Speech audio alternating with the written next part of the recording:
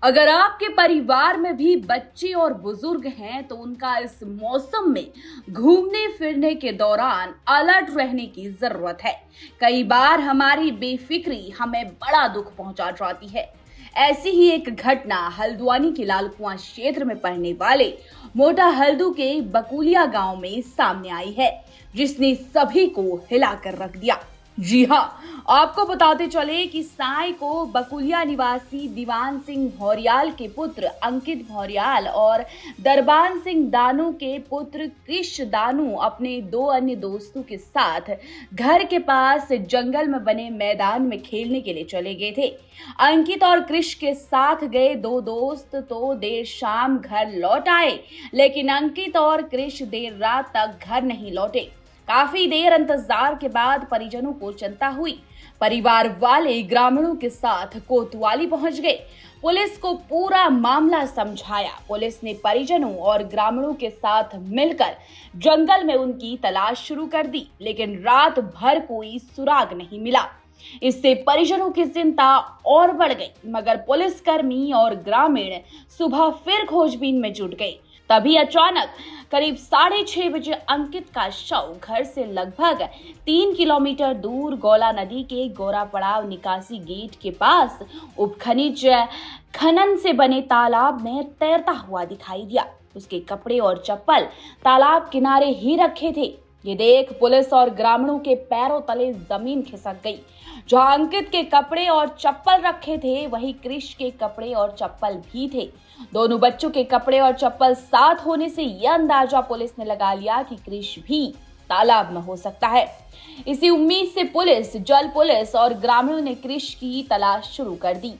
तालाब की गहराई के कारण गोताखोरों को सफलता नहीं मिली, लेकिन गोताखोरों ने हिम्मत नहीं हारी और दोपहर में ही जेसीबी की मदद से तालाब का पानी इधर उधर डाइवर्ट किया गया, जिसका परिणाम ये हुआ कि करीब 1:15 पर कृष का शव भी नदी से बरामद हो गया। दोनों किशोरों के शव को पोस्टमार्टम के लिए हल्द्वानी भेज दिया गया। हल्द्वानी कोतवाली राजेश कुमार और लालकुआं कोतवाल दिनेश सिंह फरतियाल दल बल के साथ मौके पर मौजूद रहे। पुलिस ने भी बच्चों की खोजबीन में कोई कसर नहीं छोड़ी थी। घटना के बाद दोनों परिवारों में शोक की लहर है। अंकित के पिता दीवान सिंह बस चालक हैं और उनकी मां गीता का रो रो कर बुरा हाल है। अंकित घर का इकलौता बेटा था और उसकी छोटी बहन बार बार अपने भाई के बारे में पूछकर रोती रही है। वहीं कृष के पिता दरबान सिंह मोतीनगर में फास्ट फूड की दुकान चलाते हैं। उन्हें उम्मीद थी कि उनका बेटा तैरना जानता था, इसीलिए वह सुरक्षित होगा, लेकिन शव मिलने के बाद वो पूरी तरीके से टूट गए। दोनों मृतक किशोर लिटिल स्पार्कल पब्लिक स्कूल में कक्षा 9 और कक्षा 10 के होनहार छात्र थे। स्कूल प्रबंध भी घटना को लेकर सदमे में है। तो बताते चले, मोटा हल्दू निकासी गेट में ग्रामीणों ने अपनी गांव की खुशहाली के लिए भजन कीर्तन और भंडारे का आयोजन किया था। इसी बीच बच्चों के लापता होने की खबर जैसे ही आई तो ग्रामीणों ने तलाश करने में भी कोई कसर नहीं छोड़ी, लेकिन नियति ने दोनों किशोरों को छीन लिया। इससे पूरे गांव में मातम तो पसर गया और लोग इस घटना से स्तब्ध है।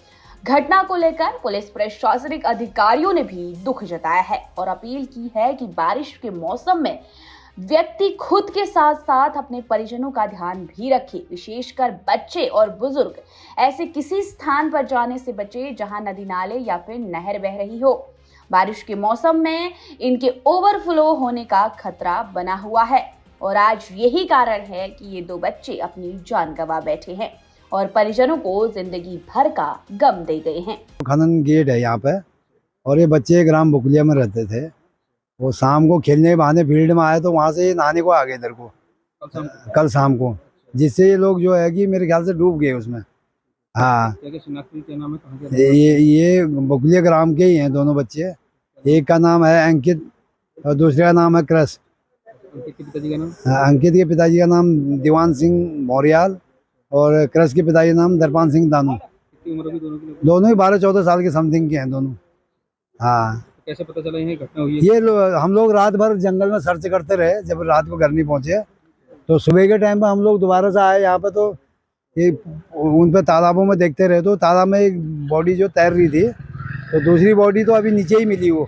ये कल शाम लालकुआं क्षेत्र बकुलिया से 2 बच्चे मिस होने की सूचना थी।